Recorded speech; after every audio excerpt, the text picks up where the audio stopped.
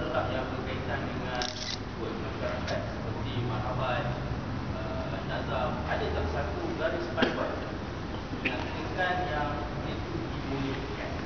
Okey, terima kasih. Berjanji apa? Bolehlah, benar dengan alam. Marhaban. Okey. Ikut juga melantunkan dan menasyidkan. Nak jawapan macam mana dulu? Nak jawapan yang haram atau nak jawapan yang boleh? Jadi para dai-dai ilallah kebanyakan mereka di kalangan para habaib. Mereka yang mengambil alih tugas kenabian pada saat itu yang kita sebut dengan wali songo. Di Indonesia ada 9 wali datang pada amnya ke-9-nya itu daripada Hadramaut.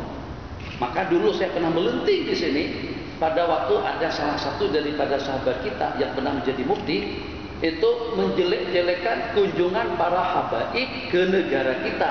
Mereka ini orang yang berjasa pertama yang membawa Islam ke bumi Melayu. Wali Songo. Tuh, terbagi-bagi di Jawa Tengah, Jawa Timur, Jawa Barat, kuburan daripada mereka. Jadi sebenarnya kalau kita nak banding-bandingkan dengan penjajah pada saat negara kita dijajah sama mereka, dan itu memang tidak boleh disamakan. Dikatakan dan itu tidak betul. Katanya orang-orang Arab atau juga pendakwah-pendakwah daripada para habaib dan juga daripada keluarga baginda Nabi yang datang ke tanah Melayu atau ke negara kita, ke Nusantara secara amnya, itu dengan mereka berniaga dan berdagang.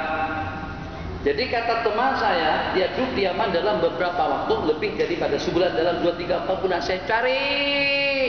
Ada tak kira-kira rumah dibangun di negeri Yaman itu daripada uang Indonesia pada masa mereka datang berniaga di Indonesia.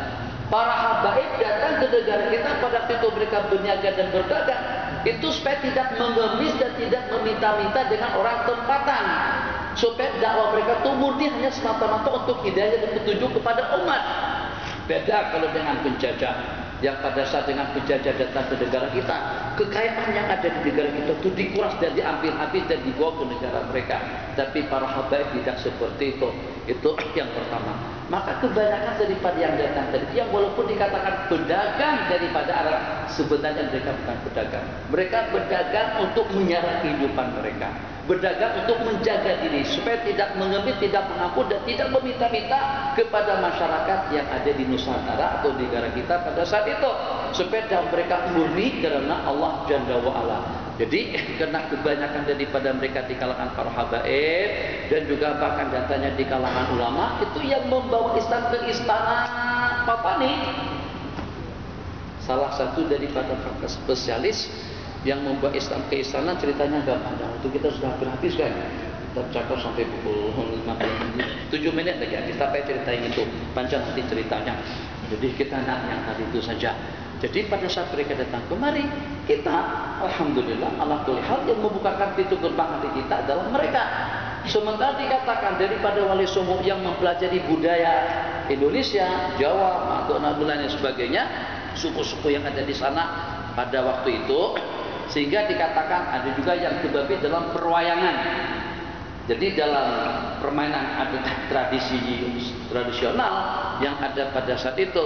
Jadi kita katakan kalau itu alasan mereka untuk membolehkan kita berdakwah dengan menggunakan alat-alat musik atau dengan perkara-perkara yang terlarang, yang kalau pada saat itu pada waktu mereka nak masuk untuk boleh dekat dengan warga kita dan masyarakat kita, itu satu-satunya jalur yang boleh mereka lakukan.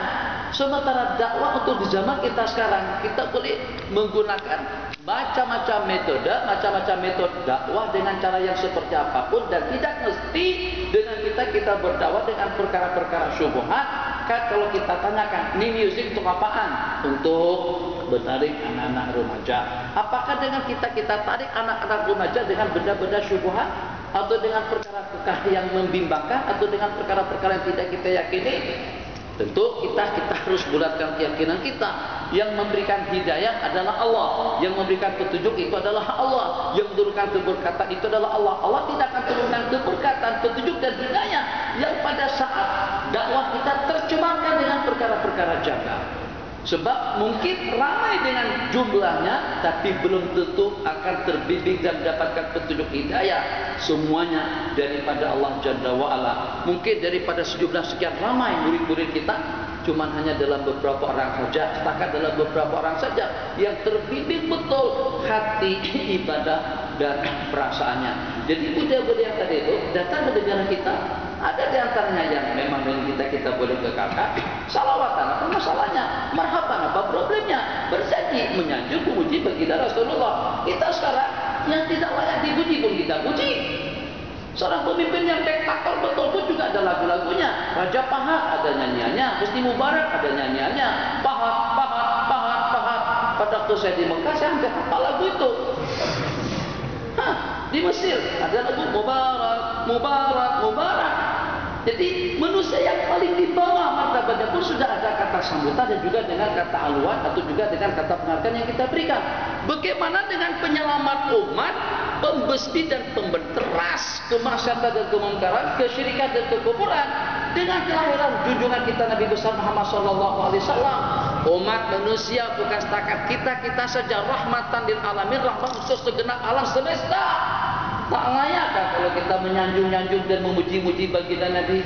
Ya Imam ar-Rusli ya sanadi anta ba'dallahi mu'tamadi.